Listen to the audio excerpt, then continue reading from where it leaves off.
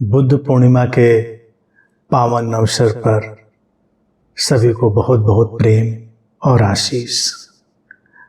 बुद्ध पूर्णिमा एक सुंदर अवसर है मनुष्य के लिए स्वयं के भीतर उतरने का। अनंत में हम लोगों के लिए बुद्ध पूर्णिमा का अवसर बहुत ही पावन और प्रीतिकर हमेशा से रहा है। ये पूर्णिमा और इसकी मान्यता ये है कि बुद्ध ने जन्म भी इसी दिन लिया, वो बोध को भी इसी दिन उपलब्ध हुए और उनका महापरिनिर्वाण अर्थात उन्होंने शरीर भी इसी दिन छोड़ा। जीवन का पूरा वर्तुल, और इस वर्तुल पूरे जीवन के वर्तुल के प्रतीक के रूप में ये बुद्ध पूर्णिमा हमारे सामने आती है। बुद्ध ही पूरी मनुष्यता में एकमात्र ऐसे व्यक्ति हुए जिन्होंने पूरी तरह संप्रदाय विहीन धर्म का हमारे सामने प्रकट करने का काम किया। ये अलग बात है कि लोगों ने एक बौद्ध धर्म बना लिया, लेकिन हमेशा इस बात को स्मरण रखना है, बौद्ध धर्म का बुद्ध से हो सकता है रिश्ता ना हो, चाहे वो कितना भी मानते हों, उनको चाहते हों, उनका सम्मान करते हों।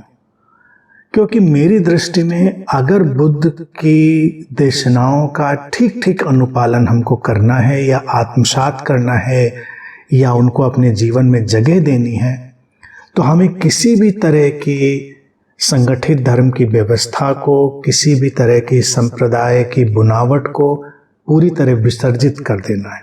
बुद्ध ने यही काम तो किया।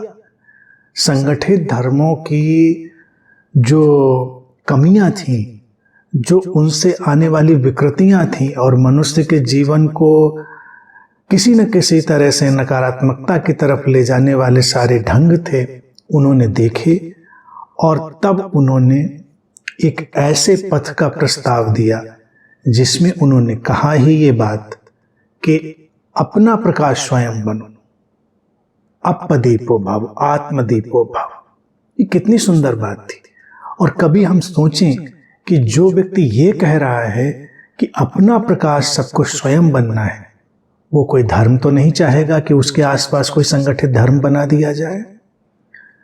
तो इसलिए बुद्ध को किसी संगठन में, किसी फ्रेम में, किसी खांचे में, किसी परिभाषा में बांधकर कभी नहीं देखना है। बुद्ध वो संभावना है जो हर किसी के भीतर है, उन्होंने उसी को तो उद्घाटित किया। उनका काम ही तो यही था कि एक मनुष्य जो अपने विषाद, अपने संताप उससे गुजर रहा है और फिर उसी के भीतर वो अपना समाधान पाता है। तो यूं देखा जाए तो बुद्ध की गाथा हर मनुष्य की गाथा है, हर साधक की गाथा है। बुद्ध एक फूल है, खिलावट है, जो हर साधक के भीतर प्रतीक्षा कर रही होती है। जब वो अपने विषाद से गुजरता है, संताप से गुजरता है, अपनी खोज में, अपनी साधना में अपने पूरे प्राण डालता है, अपनी पूरी शक्ति डालता है, तो फिर विषाद के बादल छटते हैं, उसके भीतर बोध का सूर्य उदित होता है और तब जो उसके भीतर खिलावट होती है उसी को बुद्ध कहते हैं।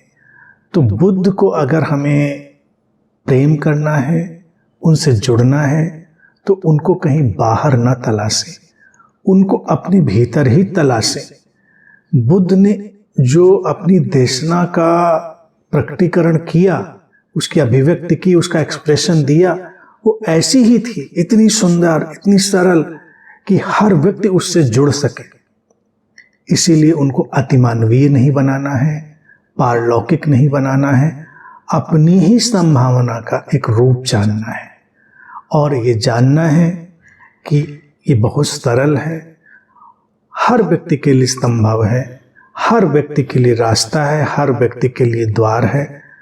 तो बुद्ध अगर देखा जाए बहुत सरल शब्दों में, प्रत्येक मनुष्य के लिए एक द्वार है, प्रत्येक मनुष्य की संभावना की तरफ बढ़ने का एक पथ है और ये सबके लिए संभव है, ये आश्वासन है। इसीलिए बुद्ध ने एक और बात अपने जीवन काल में कही कि मैत्रेय के रूप में मेरा आना होगा, तो उसको लोग ऐसे व्याख्या करते हैं कि मैत्रेय के रूप में उनका पुनर्जन्म होगा। और बुद्ध ही वो हैं जो ये कहते हैं कि किसी भी व्यक्ति का कोई पुनर्जन्म नहीं होता, ये देश काल में बंधी घटना है, देश काल में विलीन हो जाती है।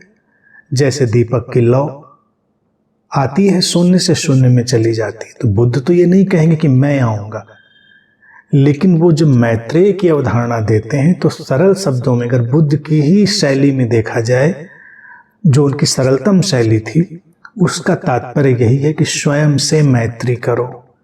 जब व्यक्ति स्वयं से सारी शत्रुता हटा देता है, स्वयं की मित्रता में चला जाता है, मैत्री में, तो उसके भीतर मैत्रेय बुद्ध का आगमन होता है। यानी कि मैत्रेय के रूप में बुद्ध उसके भीतर प्रकट होते हैं। स्वयं की मैत्री में गया व्यक्ति अपने भीतर के बुद्ध को तलाश लेता है। अभी क्या है, हर व्यक्ति जाने अनजाने स्वयं से ही शत्रुता पाल के बैठा है, अपने मनोभावों से शत्रुता, अपने विचारों से शत्रुता, अपने शरीर से भी शत्रुता, यहाँ तक कि और ये खींचातानी, ये रस्साकसी उसको टुकड़ों टुकड़ों में तोड़ देती है, उसको विक्षिप्तता की तरफ ले जाती है, बिखराव की तरफ ले जाती है। तो अब ये बुद्ध की देखा जाए प्रखर दूरदृष्टि होगी कि उनको लगा होगा कि भविष्य में ऐसा बिखराव, ऐसी अराजकता मनुष्य के पास आने वाली है। तब जो सर्वाधिक महत्वपूर्ण बात होगी वो होगी मैत्रेय की, स्वयं से मैत्री की। अस्तित्व ने इस शरीर मन को रचा है, उसी स्रोत से सब उठा है, तो उसके प्रति सारा जो खिंचाव है, वैर है, उसको गिराकर पूरी हार्मनी में आना। मैत्री क्या हुई? मैत्री कोई दुलारना पुचकारना मैत्री थोड़ी है। मैत्री का अर्थ है गहरी संवेदनशीलता से भरकर अपने ही जीवन की सारी धाराओं के प्रति पूरी तरह से लयबद्धता में आ जाना, हार्मनी में आ जाना, समस्वरता में आ जाना।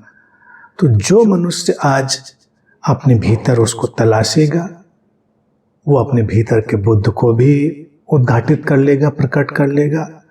तो यही बुद्ध पूर्णिमा का संदेश है, और इसी को स्मरण दिलाने के लिए भारत में हम हर वर्ष बुद्ध पूर्णिमा के इस पावन अवसर का उपयोग करते हैं।